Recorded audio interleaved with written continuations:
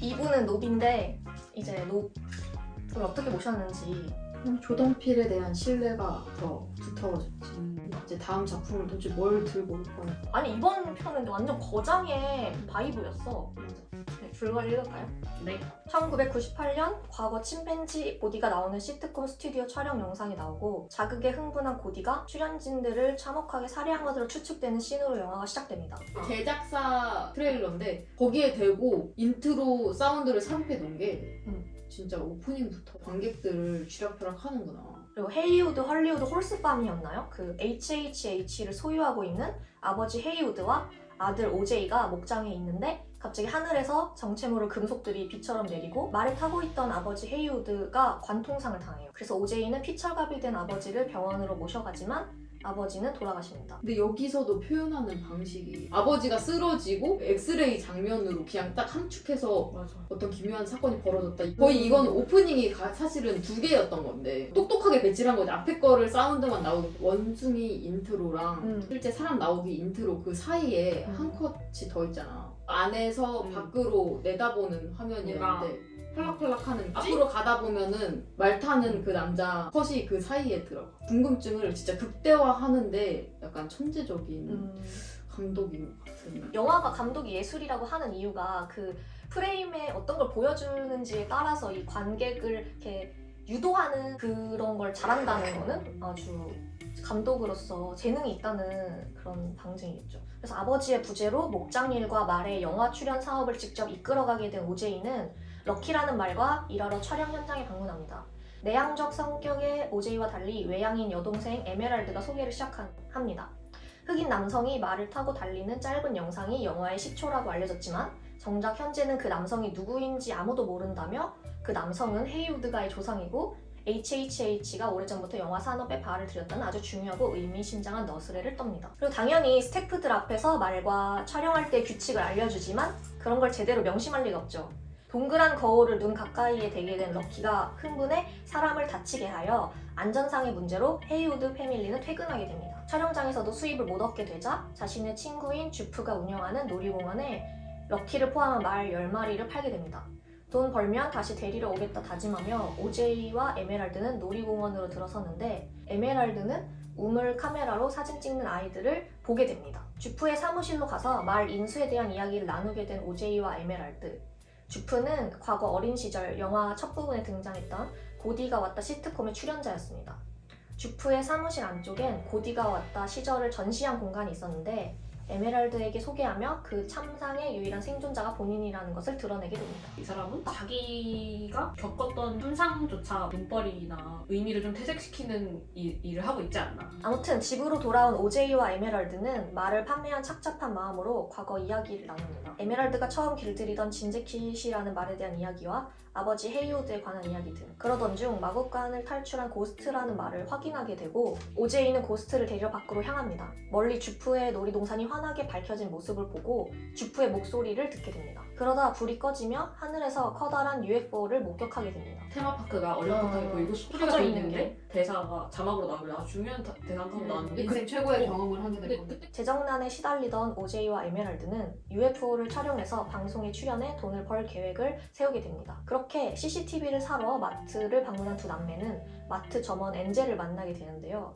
엔젤은 직접 설치까지 해주겠다며 남매의 집으로 찾아오게 되고 티나게 행동하는 남매 덕분에 남매가 UFO를 보았다는 사실을 알게 됩니다. 핸드폰으로 찍으면 되지 왜 그러냐. 무슨 고대 외계 생명체 UFO라도 찍는 거냐 약간 이런 식으로 맞아. 맨 처음 비디오 그런 멘트가 있었어. 시작을 했었지. 어스 때부터 약간 느껴지는 게 조던필이 약간 이런 괴담을 좋아한다는 그걸 잘 써먹는다는 느낌이. 도시계담. 굿아웃이랑 어스는 그거에 지나지 않았다고 느껴졌는데 이거는 조금 엄청난 맞아. 디벨롭이 됐다는 맞아. 거라고. 어쨌든 CCTV를 설치하고 UFO를 위해 에메랄드가 주프의 놀이동산에서 말 모형을 훔쳐 미끼까지 준비를 하고 대기하던 그날 저녁 UFO는 어김없이 등장했고 에메랄드는 설치한 CCTV 영상을 관찰합니다.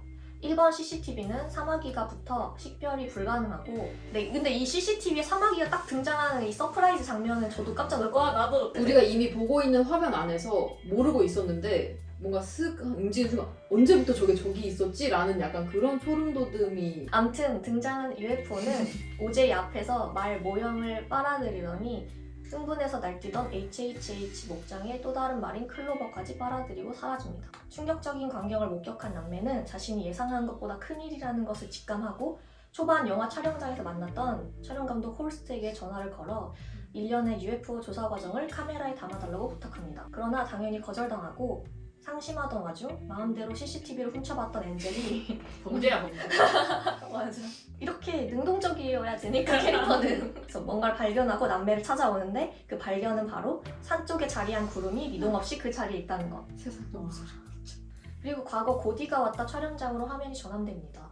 고디의 생일 파티 장면을 촬영 중이었고 주프의 누나가 준 선물에서 풍선이 터지자 흥분한 고디가 출연진을 해치게 됩니다. 식탁 밑으로 숨은 주프만 살아남고 모든 출연자가 끔찍하게 살해됩니다. 고디는 식탁 밑에 숨은 주프를 발견하는데 손을 뻗어 교감을 시도합니다. 두 손이 맞닿으려는 찰나에 경찰이 쏜 총으로 고디가 제압됩니다. 주프는 사실 그 사건으로 이제 자기는 선택받은 자라고 생각을 하잖아. 고디가 이 나 말고 다른 사람 모두를 다 죽였는데 정작 자기와는 주먹 인사를 하려고 하는 그 순간의 쾌감을 잊지 못해서 자기는 선택받았고 길들일 수 있다고 자만한 타코가 계속 앞에 어른거리잖아요. 그래서 눈을 가리고 있었다고. 알고 보니까 주프는 고디의 눈을 보지 않아서 생존을 한 건데 본인이 그 점을 간과해서 선민 사상에 빠져서 아니, 고스트, 클로버, 그리고 고디, 그리고 마지막에 진제킷. 그 타이틀만으로도 그냥 얘가 이 영화 뜻하는 바가 너무 명확해서 맞아.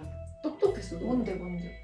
그 동물을 길들이려는 인간의 습성을 아, 너무 잘 대변하지 않는 거죠. 난 처음에 다 말 이름 나오길래 고디 나와야지 했는데 딱 나와서 역시 예상한 대로 되니까 너무 짜릿하더라고. 그래서 현재 시점으로 돌아와 옷을 차려입은 어른 주프가 등장합니다. 놀이공원에서 UFO를 등장시키는 쇼를 선보이려는 주프와 그의 아내 럭키를 미끼로 삼아서 UFO를 불러냅니다. 관객들과 주프 모두 등장한 UFO를 보게 되고 UFO에게 빨려 들어갑니다.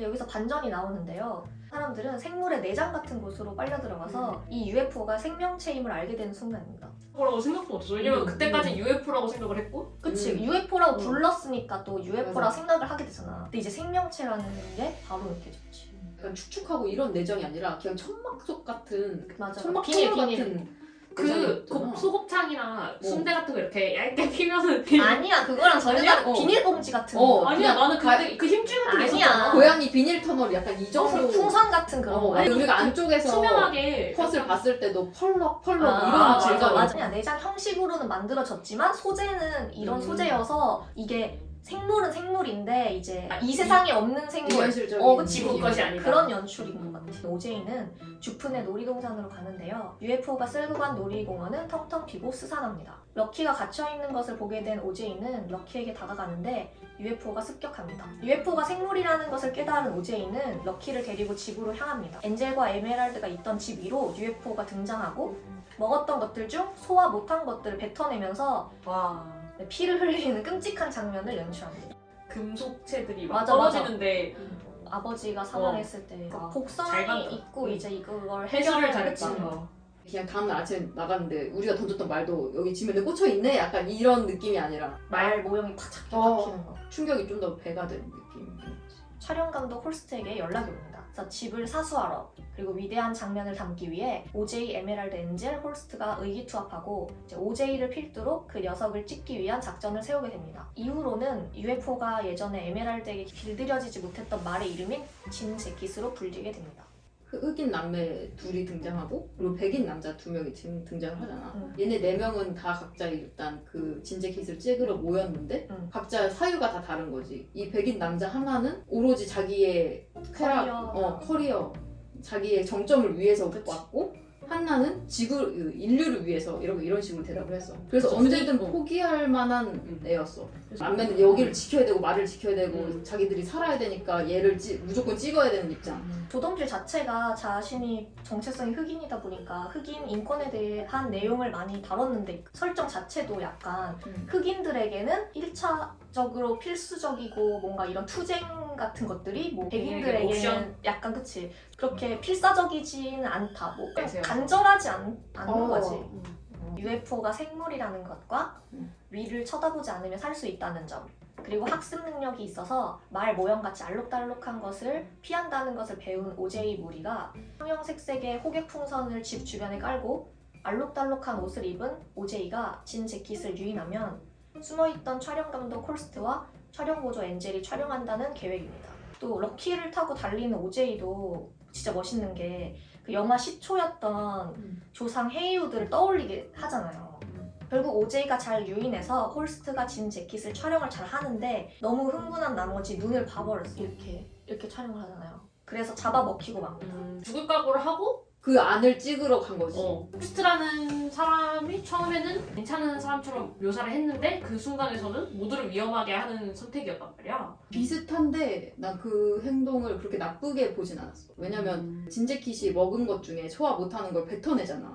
필름 카메라도 그 중에 일부라고 생각했고 홀스트가 그걸 들고 안으로 들어감으로써 내부는 다 찍고 그건 내려올 거란 말이야. 그렇지, 그 생각도 그거를 있죠. 충분히 다 이용할 수 있을 것까지 생각을 하고 나는 걔가 뛰어들었다고. 거기까지는 생각을 못했다. 이게 물론 걔가 한 행동이 절대로 남매를 위해서 한 행동은 아닐 거야. 본인이 그 상관없지. 기록이 남는다는 걸 알고 그 촬영자가 자기이니까 그냥 기꺼이 들어가서 뭐, 위해서 한 거야. 예술가로서는 좋을 수 있지만 동료로서는 정말 최악의 인간 아닙니까? 근데 뭘 떨어져서 했으니까 나는. 계획이란 게 있었잖아, 사실 이 남매한테는. 아니야 근데 인간이라는 게 원래 그렇잖아. 이성적으로 하려고 해도 뭔가 감정적으로 대하게 되잖아. 근데 그렇게 되는 사람이 뭔가 젊은이가 아니고 나이 든 사람이라는 게 그러니까 나이 든 사람이라고 하면은 너무 다 능숙하잖아. 뭐 플랜대로 잘 할 것 같은데 그런 사람마저 이렇게 진재킷을 찍는다는 이 목적이 자기의 활력을 불어넣고 그게 되게 아이같이 기뻐하는 모습이 회춘하는 느낌? 그게 좀